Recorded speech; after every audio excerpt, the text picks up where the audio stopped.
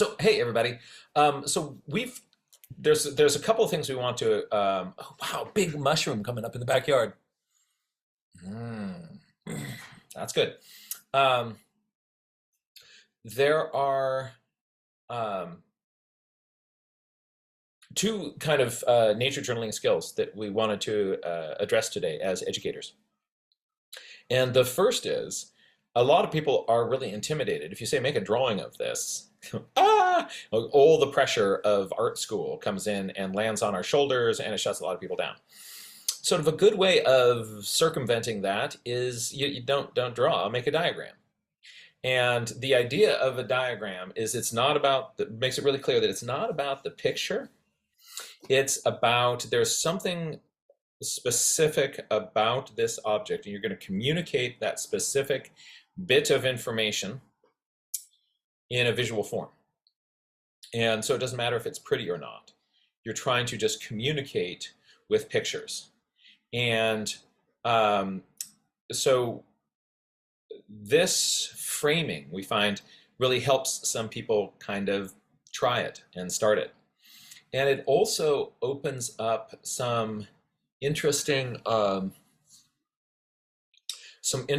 ways of then showing information which you wouldn't naturally think of if you were just making a picture. So what we wanted to do is just sort of start with a kind of group discussion about diagramming and strategies and experience that people have had with that. And then I have a phenomenon, and I'm going to put that on the screen, and we can all diagram it together.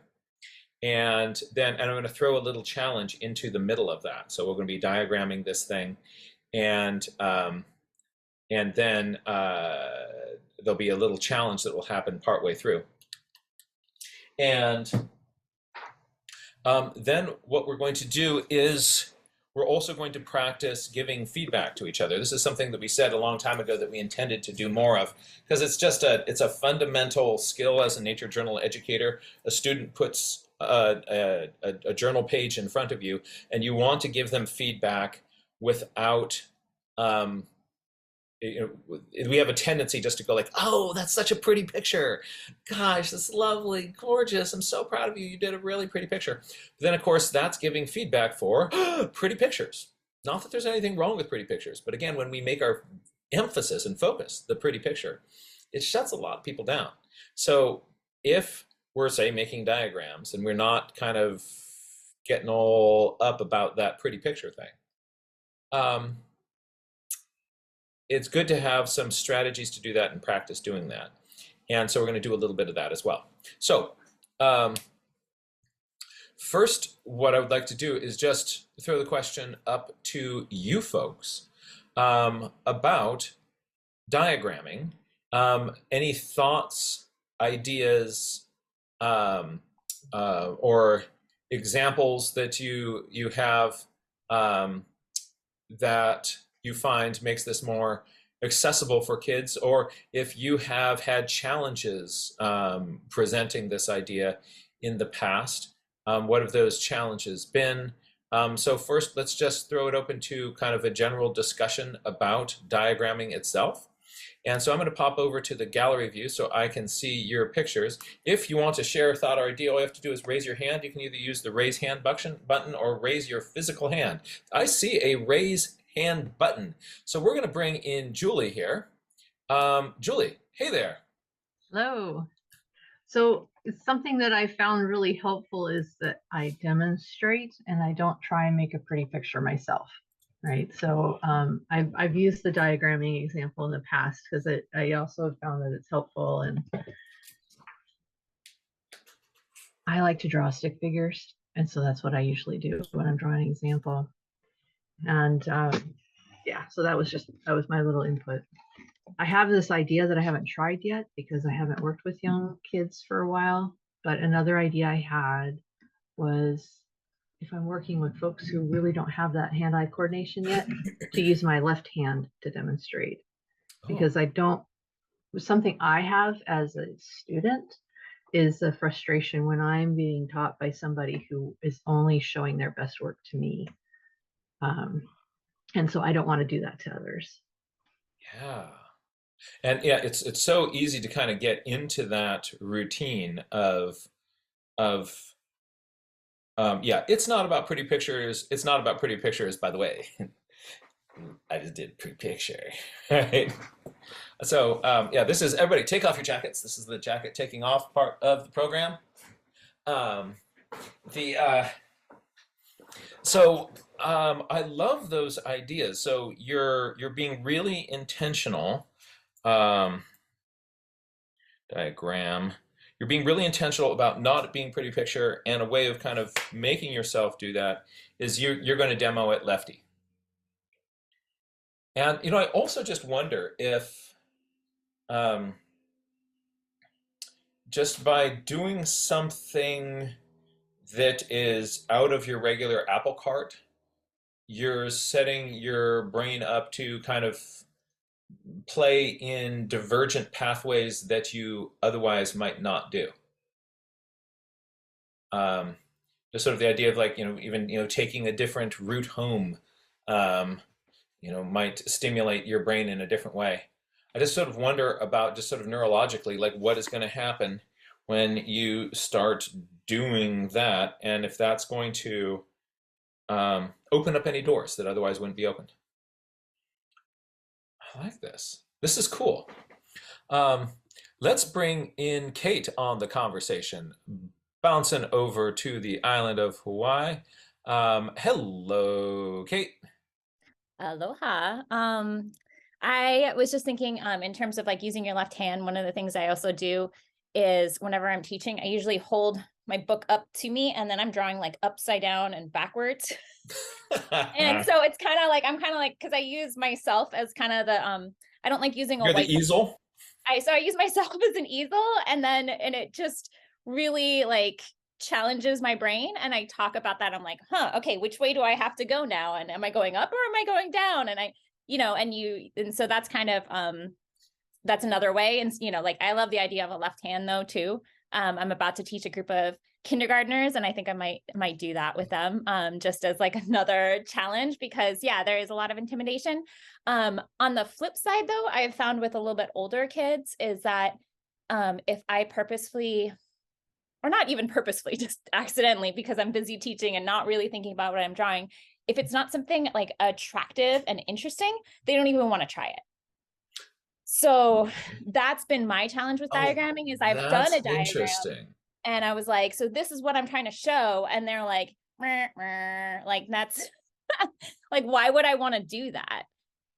Because it's not attractive and it's not interesting. And so my challenge, I've been trying to figure out, how do I teach it in a simple way that's still visually appealing, or just kind of to kind of try to convince them why they have to do it. I did find though, like my secret plant, it's not exactly, I mean, I think of maps as similar as diagrams.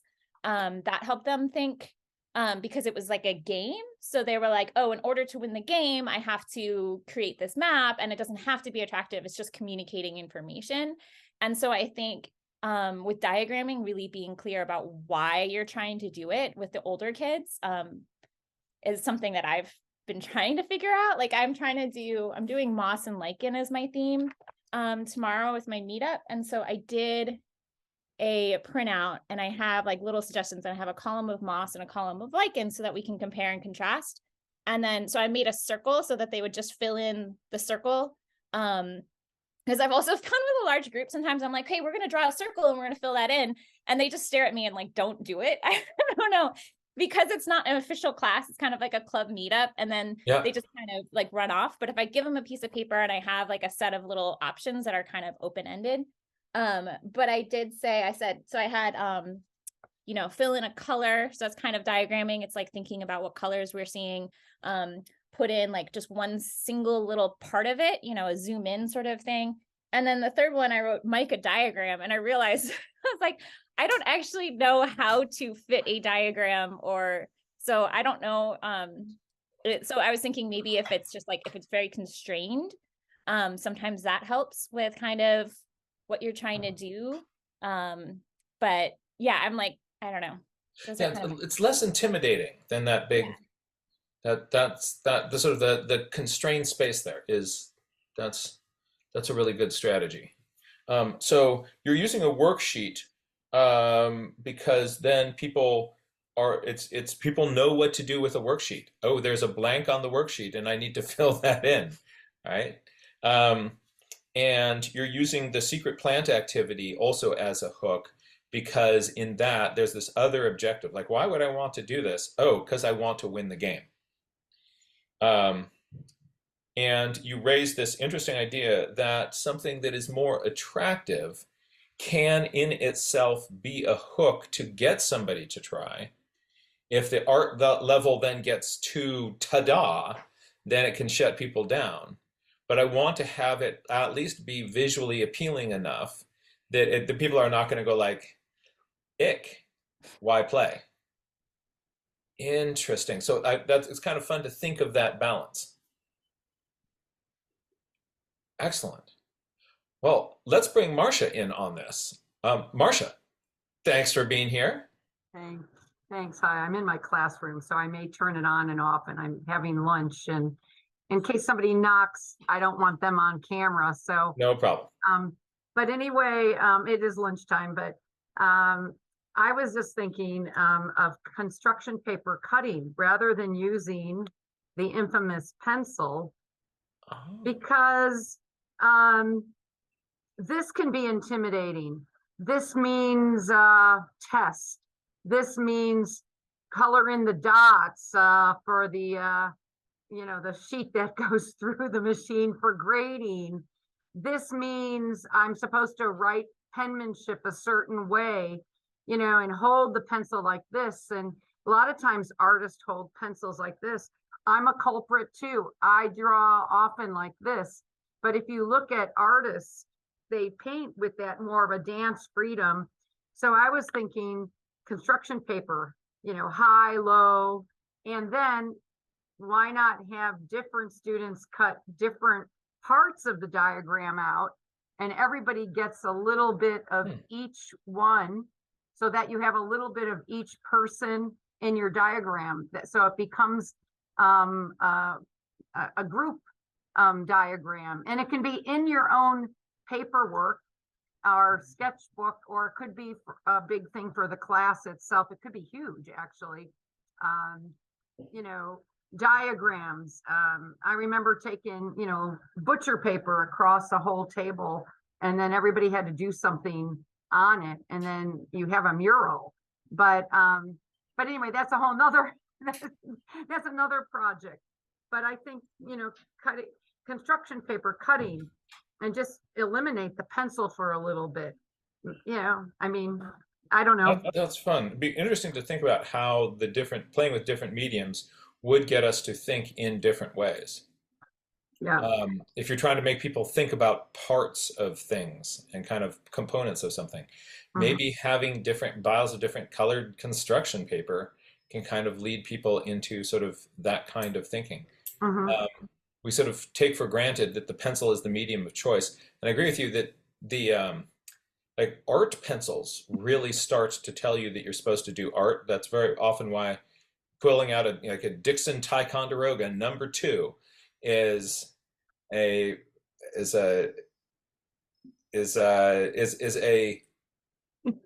kind of gets rid of some of that art pressure.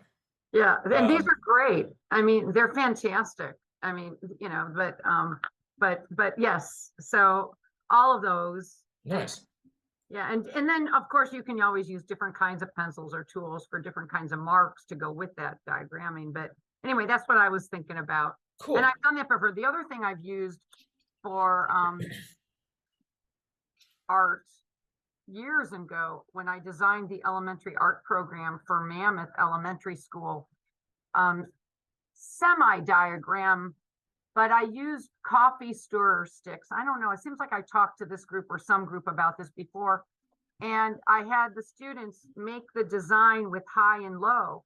So if I played music, they had to put the coffee stirrer, the stick high. You could do this with construction paper or any kind of paper, really, to make it almost a sculpture, but the high went no, the stick went higher on the paper, lower, and then pretty soon you had this whole design across the paper, which is, getting into kind of a diagram. You could, Mhm. you could do this with birds and things and trees and where are they in the canopy and, different things and, depending upon your level again.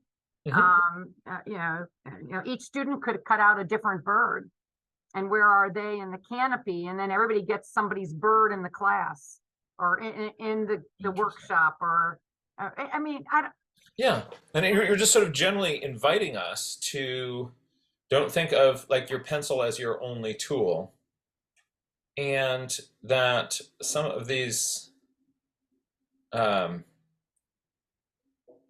when you've got scissors and a glue stick in your hand, um, how does that affect the way you're thinking? How does it sort of being presented more as kind of with craft materials change, the way you would think than if somebody hands you a protractor?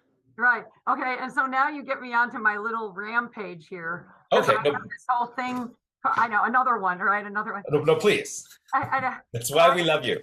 I have this thing about no glue, no tape, no staples, and partially because they can be expensive and the kids rely on them, and tape just comes off, especially in a climate. So does glue stick. So I sometimes have the kids, and oh yeah, it's like drama at first. How can you put your paper together without glue and tape and staples?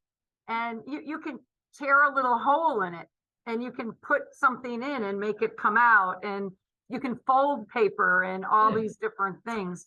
So you don't have to have a glue stick.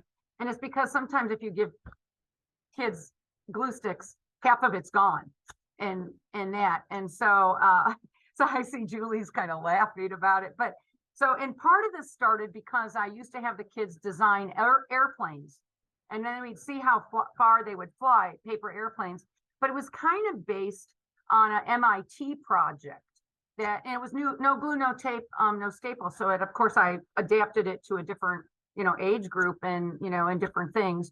But, and then you get into balance and et cetera, et cetera. And, and anyway, that's a whole nother thing, but no glue, no tape, no staples is. Well, that's fun to think about. It is kind of fun to think about, and it's amazing. As a matter of fact, I still have this from like my first year teaching. I think I found it, and this came from like a technology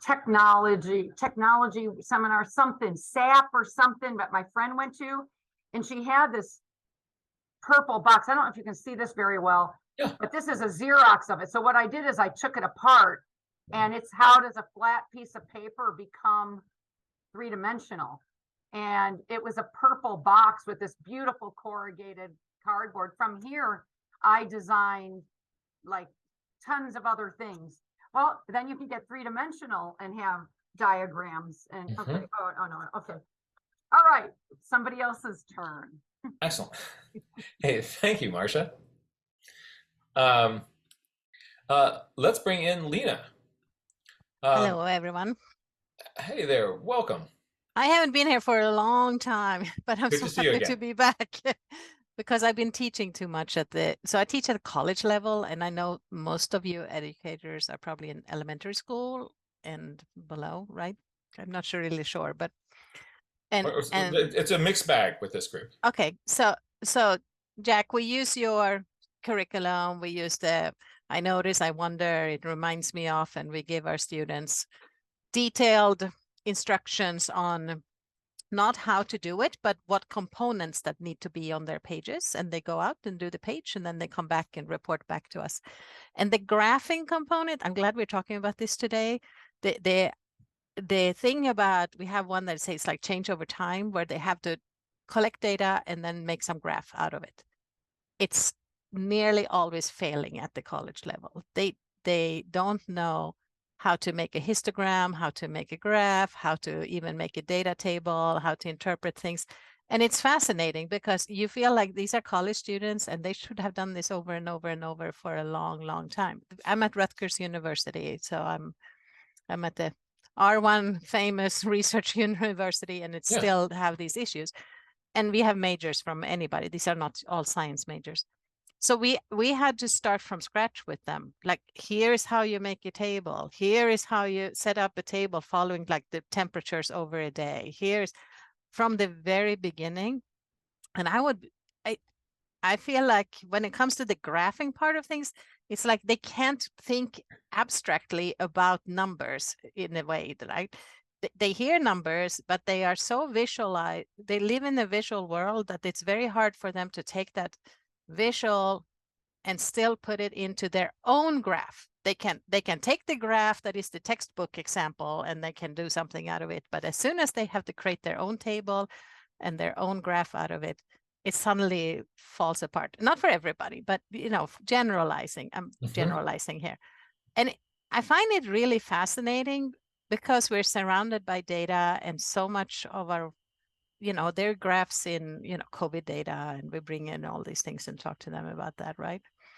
But it's, when it comes to their own pages, suddenly it's not there. They're understanding often. And when we talk to the hardest part is mapping, making a map out of an area, looking at an area, imagine that you're a bird and looking down at something, which is another kind of graphing, looking down at the landscape and then making a map of it. And even worse, when they have to do a transect across a pond, so you'd like slice it, across the pond, like, so they have to do that too.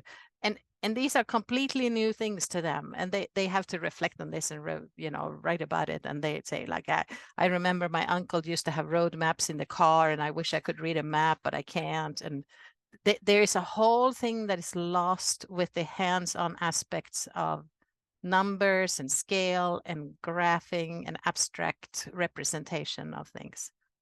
It's also interesting to really, it makes sense that we're also seeing that at the college level, because we're not teaching it down lower. And so why would we expect people when they get to college level to suddenly have it?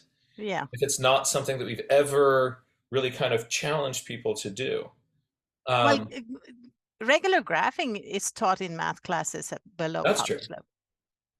Maybe not mapping, but certainly graphing. But mapping is something you learned in the past. You learned because you had a map and you drew by a map. Now it's all GPS, so nobody knows anything about mapping. That's true. Like, what is this thing with the needle that points around? Yes. Yeah. But maybe what it is, yes, we do graphing in math classes, but it's in the context of math class. Mm-hmm. And it's not in the context of real world. And people aren't trained to, what you'll do is we'll give people, they'll be doing some science project where you have to, put this in this data table and then make a graph of it. And where all these sort of decisions are worked out for them, mm-hmm. as opposed to saying, here's a phenomenon. How would you represent this, and how would you display that information in a visual way? Yeah, and they have to come up with that. They now have to come up with it. They have to look at the situation and say, like, okay, this is the abstraction that I need, and we're not teaching that piece of information. Mm-hmm. There are 3 books that come to mind as we're talking about this. And from sitting here, I can easily spot 2 of them, and I'm going to see if I can get all 3 in 15 seconds. Otherwise, we'll skip it. But this might be kind of relevant. Ready? Here we go. Should we time him? Oh yeah. I'm just hoping he comes back in a different outfit. Yeah. Oh. Or like a funny hat on or something. Yeah. Aha, I've got it.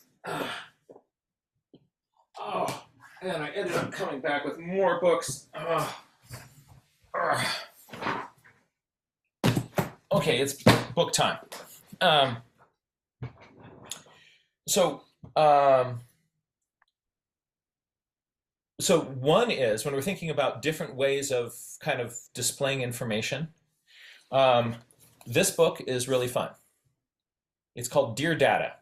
And what it is, it's 2 friends who are sending graphic visualization postcards back and forth to each other about different things. And what they're trying to do is they're trying to, represent things in ways that, hold on a second, I need to see if I can. So, let's see. Okay, I just heard a beep, which means my camera should be working. And it's not. So, hey, we're not gonna do that. I'm gonna just hold things up. So what it is these little postcards that they're sending back and forth to each other with representing all sorts of different Wow. ideas. And how can you represent that visually? And what would that look like? That sounds lovely. Okay, I have to. And so, Fine. yeah, it is this sort of crazy book of all of their sort of very inventive ways of how do I represent that information. And they're really thinking out of the box, and it's a ton of fun. Another is drawing ideas. And this is for U of A. It's the book section of the program. Oh, check you out. So I'm going to bring on Avea Moore. Do you want to tell us your thoughts about drawing ideas? I'm going to add you into the spotlight. Bam. Actually, I was looking forward to hearing your ideas because, alas, I've only just scratched the surface on this. So what are your thoughts? Oh, so the I'll just sort of show people one spread in this that will make you want to see more. Look at this part here. That is, it is a few types of common graphic structures where they're talking about rendering, mock-up, ideation drawing, maps, diagrams, wireframes, doodles, isometric drawings. And then they go on to kind of break down what these are. But wait, there's more, right? So it's just like this a whole bunch of different ways of representing information. And that's really fun. And then they kind of go into sort of examples of how would you kind of go about rendering and learning to. So part of it is like, oh, how do you kind of go about drawing a cylinder? And then the other part is like, why would you want to? And so it's got some fun things on not just kind of how you go about rendering something, but about thinking about, oh yeah. Yeah, here we go. We have ordering content. So then this is a bit of a way about ordering by like numbers and letters and making sure that you're communicating things in a clear way by having sort of a hierarchy of when you use these particular things. Yeah. Yeah, and that's a fun one, right? Mm-hmm. So the other, this has to be a part of this conversation, is Edward Tufte. Right? Yes. So Edward Tufte has several different books on sort of visual thinking and about how we kind of go astray with it. And as you look through these books, there are lots of different sort of examples of diagrams done in different ways, and examples of things done right, where it very concisely gives you information that you are looking for, and other ones where it's done horribly wrong. And they're good examples of those. And so just to sort of show you one example in here that, as I think because of the attention that Edward Tufte has given it, has gone down in history as one of the greatest examples of graphic, Are you gonna show the Napoleon map? Is that the one the you're looking for? Napoleon map, yeah. Yeah, The we talk Napoleon- about that. Yeah. map is just it's this Yeah. crazy cool diagram where the orange bar going this way, the thickness of the bar shows you how many troops Napoleon has with him on his campaign to go to go visit Russia. And how did that work out for you? And so you can see as it goes along, it's getting narrower and it's getting narrower. And every time there's a battle, it gets smaller until you finally get all the way to Moscow at the end. And then you decide, you know what, let's go home. And then you start coming back. And as you're going back, this bottom line down here is the temperature as on the retreat from Moscow, right? So you you see how as the temperature drops, the number of troops that you have goes down and down and down because they're all freezing to death. And you can also see where another group of people broke off and then met back up with this party, and they all head along together. They're doing pretty well until they have to cross this river, right? And right when you cross the river, oh, it gets really skinny. And finally, these are the ones out of those that left, these are the ones that make it back. So we analyzed this in the class, actually, as part of. That is exactly what we should be doing. So the undergrads get it, but they don't get the explanation. They just get the parameters and the whatever, the information, but not the story. And they get to look at it and they try to figure out what happened. And it's actually, there was no battles. There's all scorched earth here, that the Russians, they retreated and Napoleon's army followed after, and they froze, or they what do you call it? They didn't have enough food to starve. Yeah, they starved to death. And then they returned after in the middle of the winter. So this is a classic example of, failed military strategy and loss of lives. And it's fascinating to see how the students are trying to they know the temperature, they know the rivers, they know the distances and stuff like that. And they're trying to read the diagram and put the story together. So we do that before we then send them out. It's funny that you bring that up in this particular. So I like Tufte. I think it's great. I think it's too complicated for them to think about doing for themselves, but it's as a fantastic infographic, as a examples to let them start thinking about things. But his books are filled with examples of people kind of displaying information with pictures.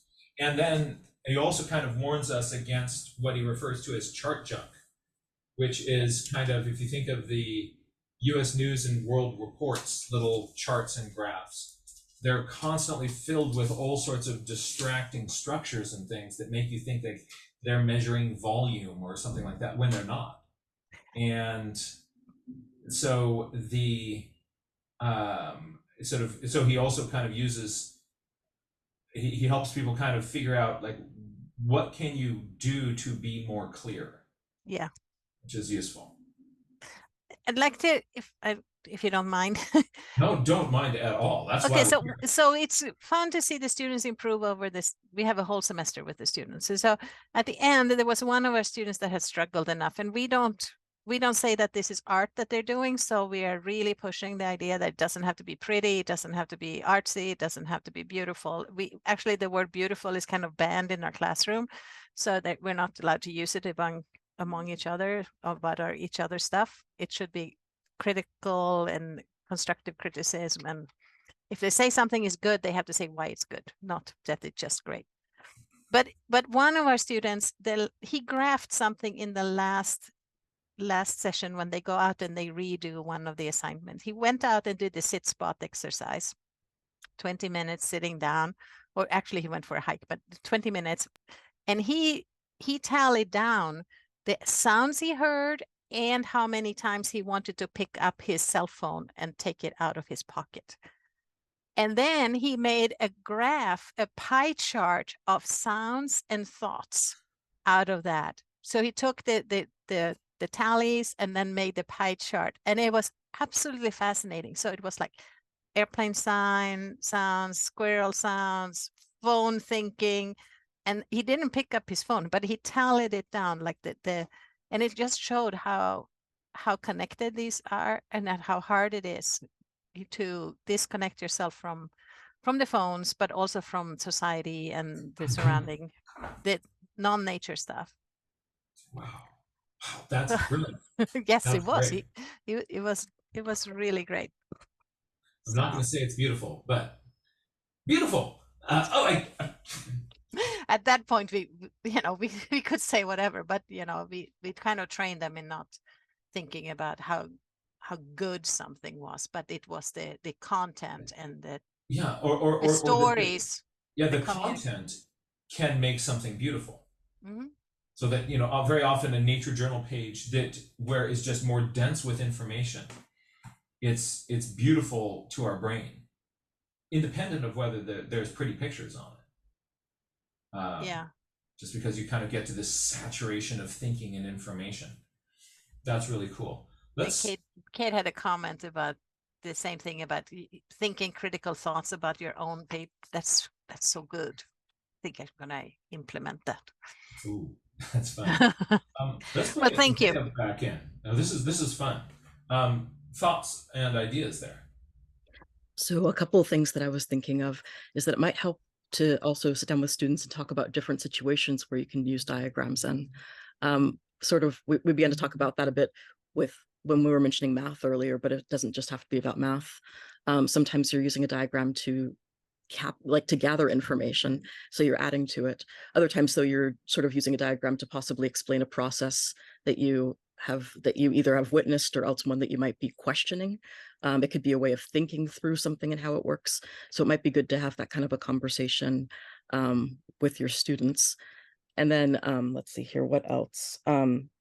Like with info gathering, I know that we think of charts, but then it might also be helpful to have, like what Jack was showing with his books, it sometimes can help to have books around that, like you could have the students read the textbooks and then see how many times a diagram gets used, but then you can also have some colorful books that give you ideas, like different kinds of diagrams on each of the pages. So that way you have ideas of different ways of representing information, just to get the creative juices flowing for them. Let's see here. You get the idea. There's one. Here's another. This one is explaining more about how carbon dioxide is created. So it's just a simple little thing on the side here to go along with your explanation. Sort of a show and tell, I guess you could say. Yeah. I like that approach. Liked it. Yeah. What's that book called? This one is called Seeing Science, an Illustrated Guide to the Wonders of the Universe. Yeah. Sometimes I like to scroll through these just to see like how people will set things out or diagram them. It also makes me think of Fiona's color dots, where maybe she'll draw a template of a flower, but then she'll also tally how many times the flower comes in this hue versus this hue. Or maybe she'll draw a template of a ladybug, but then she'll draw the different configurations of spots on them. And so I think it's good to just show, like, to help students get inspired about making diagrams, show a lot of diagrams. So that way it helps them to think about different ways of doing it. Another thing is to not forget, and this one is a quote from Amy Schlesser that I would be remiss if I didn't say, don't forget to talk to them about arrows and using arrows, because as Amy says, arrows are a diagram's best friend.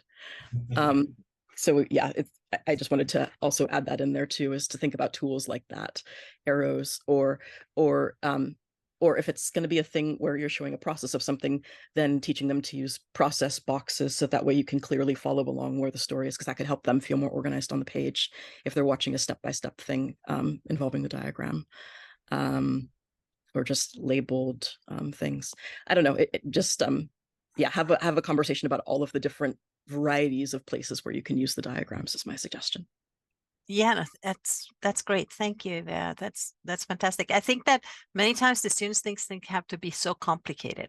My students, the college students, and they can be super simple. one of the students, yes, but it's like one of our students that had they struggle, but they struggle because they feel like they don't have enough confidence often, right? So he went and he drew this squirrel that stole food out of a garbage can and then went up a tree, and he drew it in like quick 3 movements stuff, you know. It's just like big fast sketches with arrows between them, and you got this whole feel for how this squirrel just moved up there. And he says, oh, I'm so bad, I can't draw, I can't do it, this is all I did, I just did it quickly. And it's like fantastic. We still talk about it 1 year later, this one student. So we have to tell the students, I think, also that what they do is amazing, and just even if it doesn't look like something that comes out of New York Times or something, right? So I think your books that you're using, I think, are great. Yeah. Oh my God, they're great. Yeah. Great. Thank you. Yeah, no, this is go. So I love Avea's idea about exposing people to a whole bunch of examples of different types of wacky and novel diagrams, right? And not about like that are super complex, and about how you can make diagrams of all sorts of different things. So like just on these postcards, on one side of the postcard is the data itself, and on the other side is the explanation of it. And so just, you know, here are here's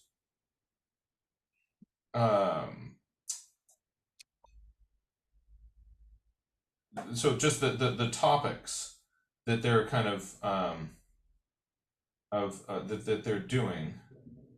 So one is the contents of my to-do lists. One is about so this one is about how the closet is organized. Then over here,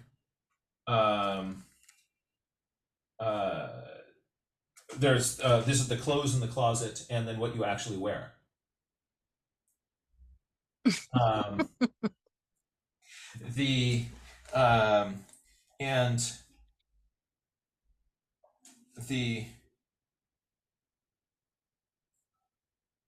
Here is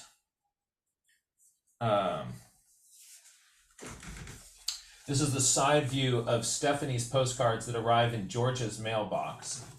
And then this is the side view of Georgia's postcards that arrive through Stephanie's mail slot. I mean, these are, what's wonderful about this is that it is just playful. And then this person is going along, and they're documenting all the doors that they find, and then their thoughts about it as they're going along, as they're taking a walk, and they're documenting the doors that they find, and then in red is their feelings about that. And then I think that what this does is allow us to see that, let's see. So this is Georgia's feelings about her boyfriend. And then here's the explanation of it. I wonder if we could, you know, as a community, generate a bunch of examples of things from people's, like if we kind of got people in the Nature Journal Club for a little while, just geeking out on diagrams. Oh, by the way, just looking at the clock, my original plan of have a short discussion and then diagram this and then communicate about it, that's not going to work with our timing. We'll do that another time. So I'm gonna eat this one. because it's really good apple. But what if we get a whole bunch of people to diagram all sorts of crazy stuff? Diagram week, just like Sharks Week, but with graphs, says Kate. Right? And then we get people to share these to a common folder, and then we compile that as an upload that a teacher anywhere could use to like look at this, here's another example of a diagram, here's a diagram, ooh, that I think that would be useful and playful and really geeky, which makes me kind of smile. I'm going to bring Avea back in. What are you thinking about that? First of all, absolutely. I'm so in. Like seriously, an entire week where we get to geek out about diagrams. Yes, please sign me up.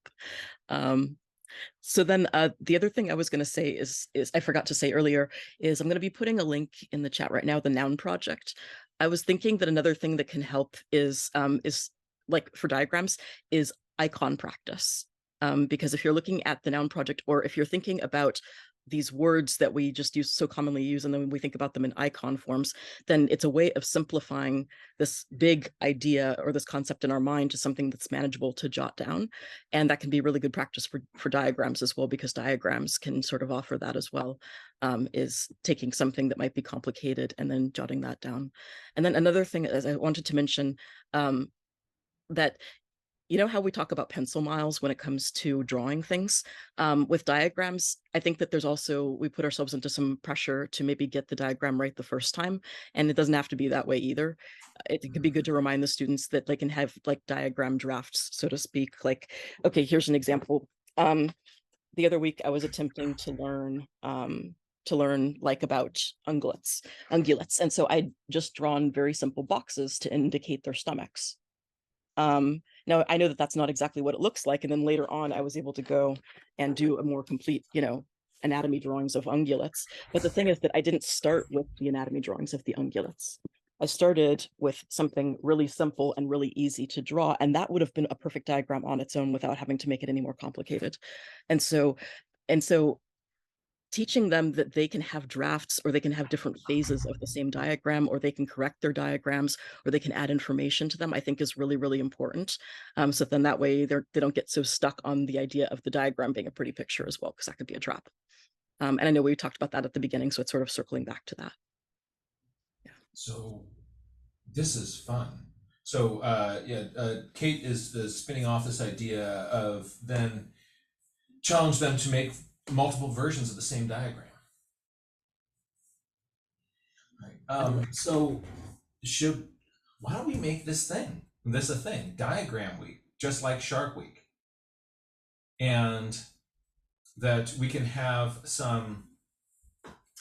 we're going to encourage people who are leading online workshops to do some things that relate to diagrams. Maybe we can pull in some people who don't normally do that, but do crank out really interesting diagrams, to also do some special guest presentations in this sort of Shark Week thing.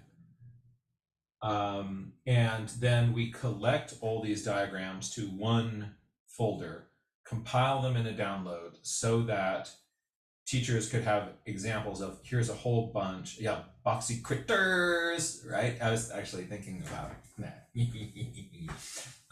So if you're wondering, like, what are these boxy critters everybody keeps talking about? So maybe what we can do is get, see if Akshay could give a little something about that, even for people who weren't at Wild Wonder. And Garvey's been also visualizing some crazy stuff. Bring in some Amy, bring in anybody else that wants to kind of, in Diagrams Week, kind of, Fiona, we could geek. We could deep geek. So let me think here. If it's okay, I would like to wait till March for Diagrams Week, because I'm going to be gone most of February, and I'd really like to be there for that, but I'm not going to be internet accessible during most of that.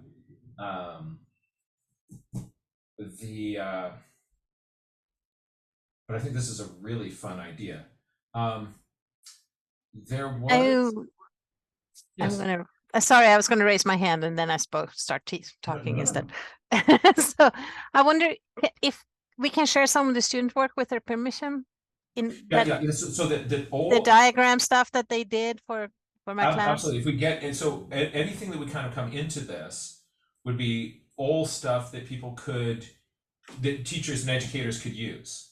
Yeah, And so it doesn't have to be made that week, maybe. That's right. That's right. If we can get permission from those people Yeah. to do that, that would be really cool. Because I have some students that are willing to share their stuff, and they have very different styles and so on. So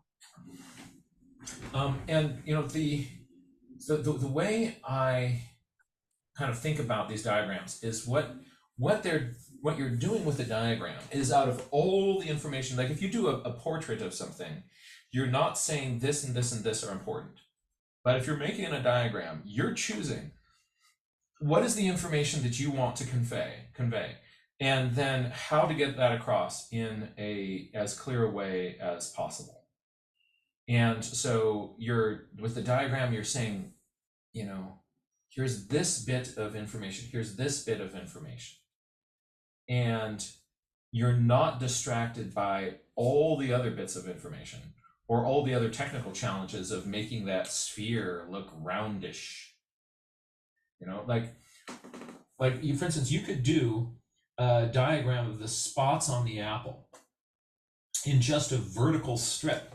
So notice that the spots are linear towards the top up here, and they're round down here. And I ate the other side, so we'll never know. But you know, you could just have, instead of, you could draw those around the form of an apple, or you could just have a straight strip with long shapes at the top and say, like, this part curves over the top, this is the part in the middle, and this is the part that curves into the bottom, and show what those shapes are. And boom, that information is recorded in a diagram, and it's easy to do. But you're just trying to simplify and sort of say, like, this is the nugget of information that I wanted to get across. I think that that also, perhaps if we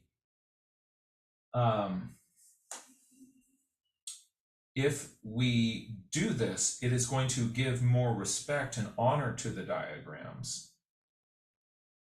It's going to encourage people to do more of them, and it's going to kind of get some people unstuck.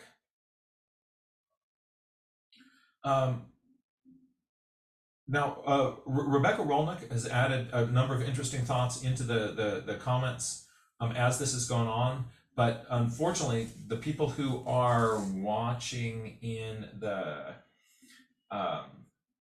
watching a recording of this aren't going to be able to take advantage of those. Rebecca, could I get you to come on here and join us and share some of the thoughts that you've been dropping in, if you feel comfortable doing that? Sure. Great. Can you hear me? This is Rebecca Rolnick. For folks who haven't met Rebecca before, hey there. Hi. Let me know if there was anything specific that you would like me to share from the chat. Well, the first thing that caught my mind was when you were talking about, you know, people, they you know, just like people want to make their drawings prettier. People asked how they can make their letters more interesting, and then you had a reply to that applies directly also to making diagrams. Oh yeah, this was from earlier in the conversation when we were talking about you know, calling things beautiful or not, or you know, focusing on that. This was I don't know who this person is, but recently there was somebody posted in the Nature Journal Club Facebook group.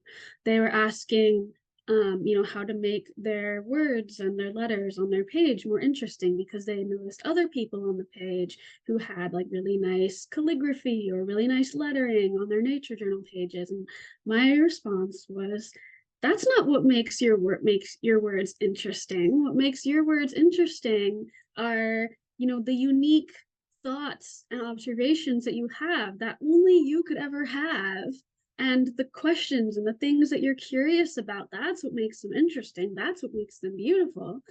Or you can work on the calligraphy skills if you want to, if that's something that's interesting and fun for you, but that's not what makes them interesting.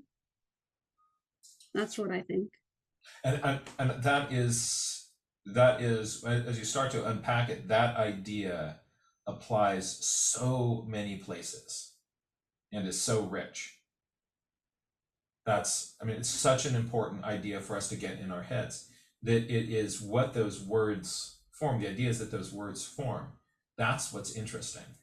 And the letters themselves are a vehicle for those. And it's really easy to get wrapped around the axle and start looking at the vehicle instead of what is really under that hood.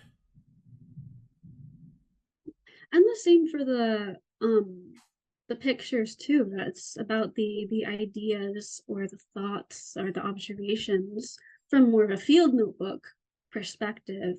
But I think there's a balance too, as we've talked about. Sometimes having a nice vehicle for the information can make it more digestible and make it more appealing too. So I think it is about finding that balance. But I was actually just trying to write something this morning that might be for the Facebook page, and I thought of a phrase that I really got excited about, which is I said the Nature Journal Club is a place where art is a learning tool and science is a method for finding beauty and awe.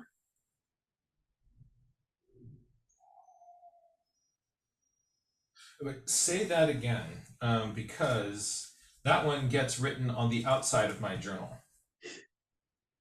Well, this was partially from the something you said in the presentation that was announcing the Wild Wonder Foundation, which is the art is a learning tool. So I said, what if we, to emphasize that it's the blend of art and science, what if we put it both ways? So I said, the Nature Journal Club is a place where art is a learning tool and science is a method for finding beauty and awe.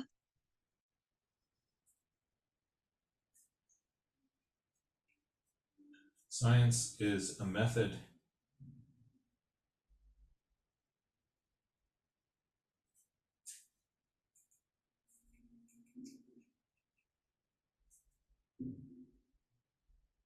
How do you spell awe? AWE. Aw. That one's AWW.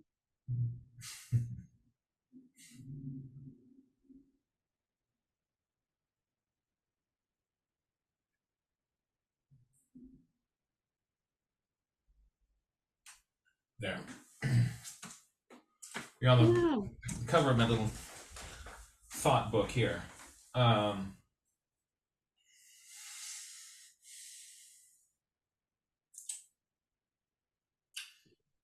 and it's interesting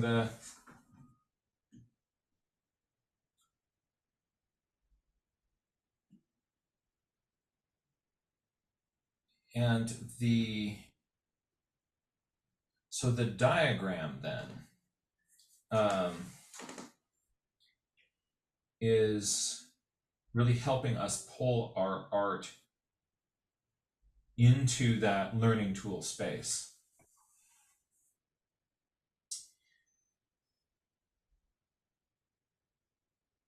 And yeah, I think that this whole scheme of our Shark Week this is going to be really fun. So I see it is now 1:09. Before we wrap for today, does anybody have any other ideas about things that we can put into this Shark Week to make it to make it more of a brain changer for people. So I'm going to bounce over to my gallery view, see if anybody's raising their hands. Is there anything? So what we want to do is we want to get a bunch of different people to present ideas on diagrams. We're going to have people share those. I see Eleni and Evea both have ideas on this. Let's first jump to Eleni, and then we'll close out with Evea, and then that will be our wrap for today. This has been very useful. Sorry we didn't get to diagram my apple. Hey there, you can unmute. All right. Well, once again, what a wonderful conversation. I wrote in the chat the comment that I wanted to make, which is really about how art and science are usefully appreciated separately and then together. And I took the beautiful phrase and kind of turned it around and thinking about where science is the learning tool and art the method for finding beauty and awe. And I just think that is wonderful to encourage ourselves to not get locked into thinking of science and art as these binaries. They're constantly interacting with each other. And there are some moments, I'm speaking for myself now as an artist who uses a lot of science in my art. And for me, they're only distinguished when I have to put words on top of it. But when I don't have to put words on top of it, if you look at something, is it art? Is it science? Is it data visualization?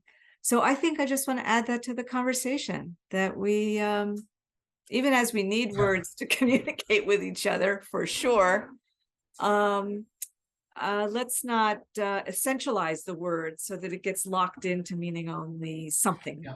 I think that what Rebecca was doing is I think that normally people think of the science as being about the description and explanation of phenomena. And we think about the art as being beauty. So I think that she's intentionally, I think that she's implying that that's because that's the way that we normally think of it. That she's, by stating it this other way, she is helping helping people sort of rethink those ideas. I see. Yeah. And so, but you're right. So the statement makes sense in context of this larger context. It's the way that we normally think about it. I guess I'm not normal because I never thought of it that way. So that's kind of where I'm coming from. Which is why we definitely need you as a core part of our community here. It never occurred to me to think of it the other way. Yeah, you've just said it. So that's what I wanted to share. Isn't that, this is fun. This is really fun. It's about assumptions, understanding where each of us is coming from. That's right. Yeah, thanks so much. Thank you. And it's great to see you again. I am, let's bring on Vea Moore. And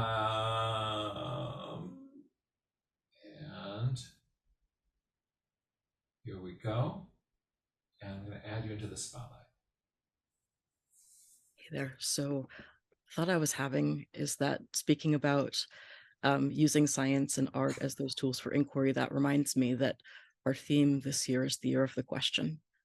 And so part of the Shark Week could be having diagrams as questions or trying to answer questions. And I say that because Marley is a person who often will say to use your drawings as questions and not just as drawings. So I wanted to add that in as well, just to think about, just having diagrams as questions. Also, it looks as though your calendar is missing the Curious Naturalist Week and also the rest of the Educators Forums. Just letting you know. So the community calendar is missing those? Your calendar. Well, shame on it. I'll have to get right on that. Thank you for letting me know. No problem. Thank you.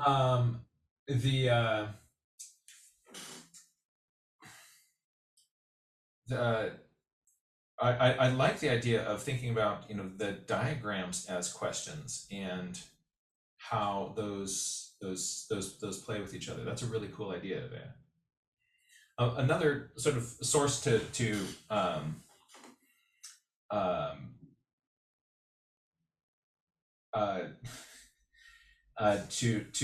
kind of geek out on, if you're looking for some humor and amusement, by the way, is a number of sort of science geeks regularly scan textbooks and other papers and things for scientific diagrams that, especially when taken out of context, are just really confusing or humorous. And so if you look up, I know there's a Facebook page for it, there's a Twitter feed for these, there's Reddit series in these. You type in a search for science diagrams that look like, and then the following word is has a 4-letter word in it, so I'm not going to use that because this is a family-friendly thing. However, you can, once you kind of get into one of these places, there are all of these diagrams that it actually is really fun to look at how out of context diagrams can be humorous. So science diagrams that look like, if you put that into any search bar, you will kind of find the rest of these resources and things. Folks, this has been fun. I hope all of you are doing well. This is going to be, as Avea mentioned, this is the year of the question, and we're going to see if by the time the next Wild Wonder rolls around, we can really have helped people embrace mystery and wonder and curiosity and investigation. We hope to see that reflected in offerings at the coming Wild Wonder too. So thank you all for being here. Really appreciate your time and your feedback. And we'll sort of get our heads together and figure out what would be a great week for Diagram Week. And looking forward to playing with these ideas with all of you. Take care, and thank you so much. Thank you, Jack. Thank you. Bye-bye, my friends.